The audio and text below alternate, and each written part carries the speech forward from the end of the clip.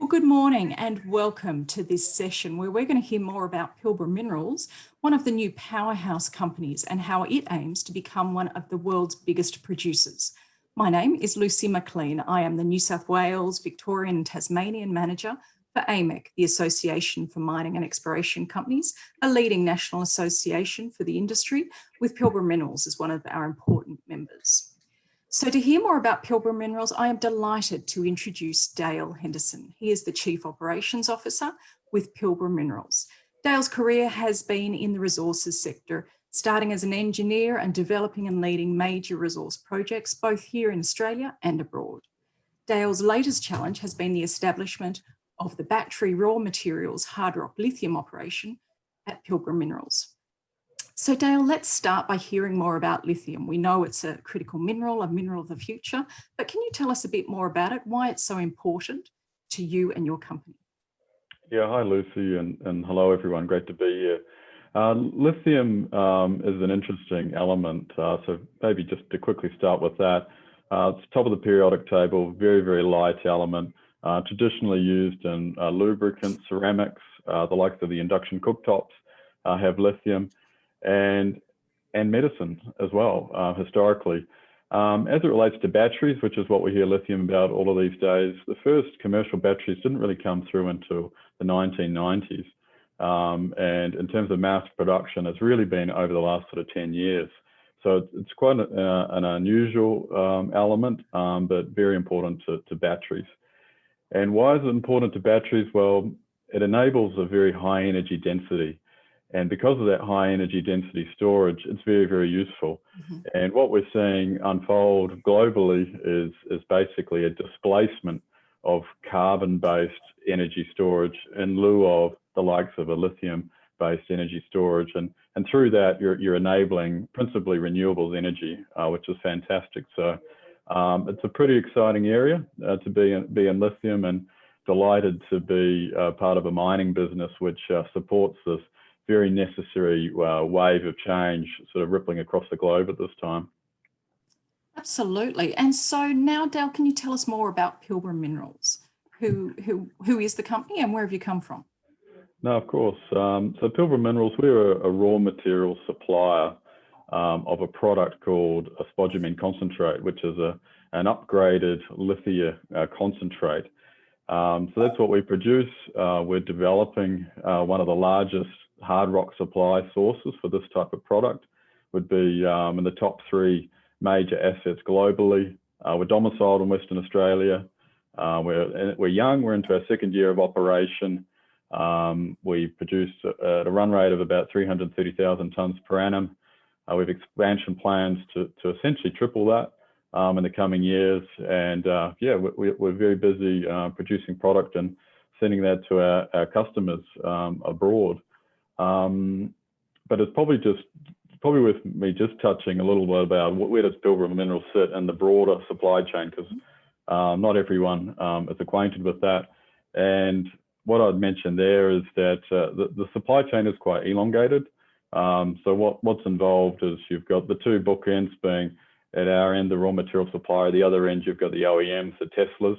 The steps in between include, firstly, we sell to our customers, being chemical converters. They then sell to their customers, being cathode makers, typically. Those cathode makers then sell to the battery makers. And then finally, you have a battery consumer in the form of maybe a car company or another group who's using those batteries. So it is quite a long supply chain.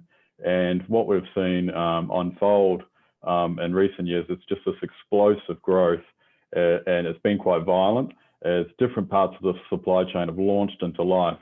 So it's been tumultuous for all in the industry, and we're optimistic that we're seeing the turn now and plenty more growth to come. But it's an exciting place to be involved in. But that's Pilbara Minerals and where we sit in the supply chain. Great. Look, thanks so much for that, Dale. So now could you tell us about where you're going? Where does Pilbara Minerals plan to be in 5 years, and how will you fulfill that objective of becoming one of the biggest world producers? Yeah, of course. So I might start with how we plan to become one of the biggest producers. Really, it's supported by 3 key things. The first is our cost advantage. Being located in Australia with a large-scale asset and access to great expertise, we're already delivering one of the lowest cost of products to market. And what we have in the pipeline are a bunch of very sensible asset improvement solutions that will further decrease that cost. So that's a key advantage, which is going to support our growth as cost. Secondly, and I touched on this, is scale. You know, our resource is huge. At the current run rate, we've got 40 years ahead of us. Once we double, it'll be still more than 20 odd years, and that's without poking a few more holes in and extending the resource. So scale is important, particularly for our customers, because they're looking for that continuity. Really key. So it's cost, it's scale, and then lastly, it's about the partners we have. Our customer set are the top shelf globally. It's the likes of CATL being one of the largest battery manufacturers globally. Absolutely enormous company, again expanding rapidly around the globe, fulfilling this sort of burgeoning swell of demand. We've got the likes of Ganfeng, largest chemical converter in China. POSCO, who's actually been in the business for about 10 years, battery metals. Most people think of them as a steel company. We're partnered with them, and by the way, we're looking to joint venture with their downstream plant in South Korea, so we're excited about that. General Lithium, Great Wall, and that sort of completes the customer set. So very much the top shelf, and those so to characterise it, those are really the key principles which are supporting why we'll become the biggest. But to the first part of your question, well, what does Pilbara Minerals look like in 5 years? Well, basically bigger. We're looking to expand. We've got this huge resource, so we're going to get bigger. Two, that lower cost piece I mentioned. So we're going to continue to get that cost further down and open up those margins, which of course will enable the business to expand out potentially into more lithium. Who knows? We'll see how we go. Third piece would really be an integrated type business. Within 5 years from now, it's highly likely we will be deeply integrated, most likely with POSCO, given this is what we're contemplating with their downstream participation in their chemical plant. And I wouldn't be surprised if Pilbara does more of that into the future.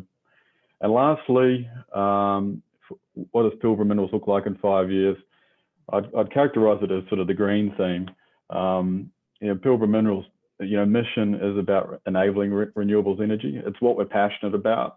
And because of that, we really want to usher in and deploy all which makes sense in that regard. So electrification across the board makes sense. Adoption of renewables energy makes sense. So our first foray into that is the solar PV, which we're busy getting designed, and we'll be pursuing that. But you name it, we want to bring it in. It makes sense. We're in the industry, and it's just the right thing to do, and we want to do it. So, yeah, it's an exciting future ahead, Lucy. Certainly is. It's an amazing trajectory, and look, we certainly look forward to hearing more. But look, Dale, of course, you can't do that without a great team behind you. And being the only woman in this session, I have to ask, what's Pilbara Minerals doing for inclusion? Yeah, good question, Lucy. And look, yes, we certainly have a great team, and as it relates to diversity inclusion, that's been a key piece which we've pursued from the outset. How we're travelling in that regard, not too bad for a company in its second year of operation. We're approximately 20% plus a female sort of component. That's inclusive of a director on the board, which is great, being Sally Ann Lehman. From a retention perspective, we're actually really proud. We're as it relates to the female component, we've had less than a 1% turnover the last 12 months. So we feel we're really getting that right. So we're absolutely got to focus around this aspect. But as to your question, what are the things we're doing? Well, there's really three key pieces which are driving the actions. The first is about just working hard to attract that talent and that diverse talent. So in that space, it's about targeted advertising, automated progression for female and Indigenous employees, I'd add as well. We have exec and HR oversight for any female candidate or Indigenous employee coming in through that recruitment path, because we want to make sure it gets the attention and every opportunity is made possible to foster that forward if we can make it work. So that's going well. We've employed about 10 recently over the last year and across that space. So it's about working hard to attract those people. The second piece is, well, working hard to keep them. So in that space, well, we're doing whatever it is which makes sense in short. So by way of short example, we feel we've got quite a progressive carers leave policy where we'll take either of the partners, the secondary or primary carer, can take their time away and change about to support the child. And in our case, we've got a couple of the men who have elected to do that. It's quite a generous policy, and we think that's the type of thing every company should be doing. So we're getting on and doing it. So yeah, it's about working hard to attract people in. It's about working hard to keep them. And then lastly, and it's probably the most important part in the space, it's just about creating a place people want to be at. You know, we want people bashing on the door, which they are, by the way, to come in and join us, because we're a fun place. It's a fantastic industry. We've got a vibrant, energetic team with this great growth profile. So, and frankly, got no excuses. You know, this is the new world, and we're standing centre in that change. So, yeah, we welcome all those female candidates out there. Please come on, join the team. Great to hear, Dale. I'm sure you'll be inundated with requests. So look, finally, in the rest of the time we have available, I'd love to hear more about the spirit of Pilbara Minerals. What makes the company so special? Yeah, sure. So the spirit of the company, for me, Lucy, the spirit of the company has really got its roots in the founders for the business. You know, the Pilbara Minerals story is one of those just amazing, almost rags to riches Aussie battler story coming out of the ground, literally. You know, the founding geos all went to uni together. They happened upon this incredible asset, raised the money, got it developed at a time when lithium wasn't sexy at all. It was very much in its infancy. And fast forward now, here we are, sort of 6 years from that time, 2 years into an operation, and with this, you know, busy, productive business, employing a lot of people, selling to some of the biggest companies in the globe. It's just an incredible story. But yeah, bringing it back to the spirit, you know, I pay homage to those founding geos who, with grit and steely determination, brought this place into existence, and that's been followed through by the team. You know, various raisings have been challenging. Lithium's new.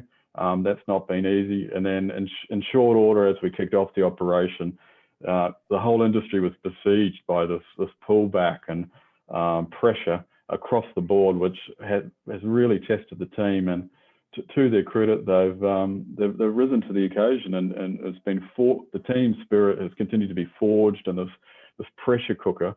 But they've got through it through, you know, hard yards, teamwork, energy, focus. It's all of those good things. And you know, I'm incredibly excited about our future, and it's just a privilege to be part of the group. It really is.